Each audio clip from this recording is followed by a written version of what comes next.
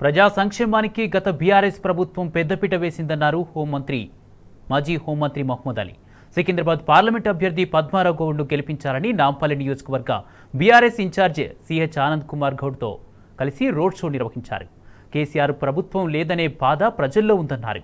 గ్యారంటీల పేరుతో కాంగ్రెస్ ప్రజలను మోసం చేసిందని విమర్శించారు. కారు గుర్తుకు ఓటు వేసి పద్మారావును భారీ మెజారిటీతో గెలిపించాలని కోరారు.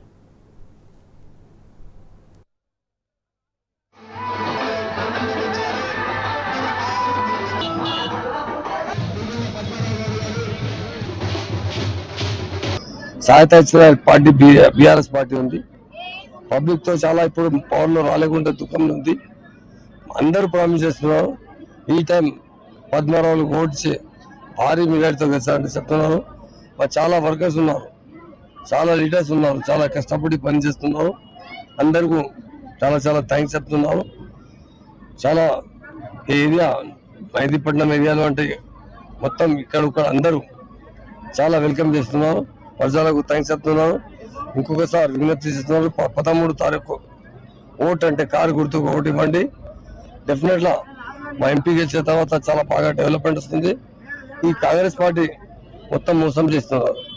మా చీఫ్ మినిస్టర్ రేవంత్ రెడ్డి గారు చెడ్డ మాట్లాడుతున్నారు.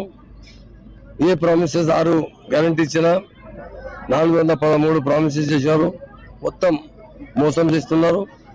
మా కేసీఆర్ గారు ఏమేమి స్కీమ్ ఇచ్చినా అది బంద్ చేస్తారు. అమ్మాయి వచ్చిన 2500 రూపీస్ హామీ ఇచ్చారు, ఒక్క పైసా ఇవ్వలేదు. గ్యాస్ సిలిండర్ 500 రూపాయలు ఇస్తా అంటే ఇవ్వలేదు. 200 యూనిట్ ఫ్రీ కరెంట్ ఇస్తా అంటే ఇవ్వలేదు.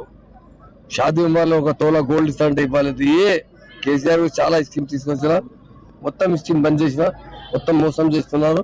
ప్రజలకు 4 months ఐడియా వచ్చింది. అందరితో విజ్ఞప్తి చేస్తున్నారు. మీకు ఒకటి లీడర్ కేసీఆర్ గారు ఉన్నారు. మంచి మంచి స్కీమ్ తీసుకొచ్చి డెవలప్ చేస్తున్నారు.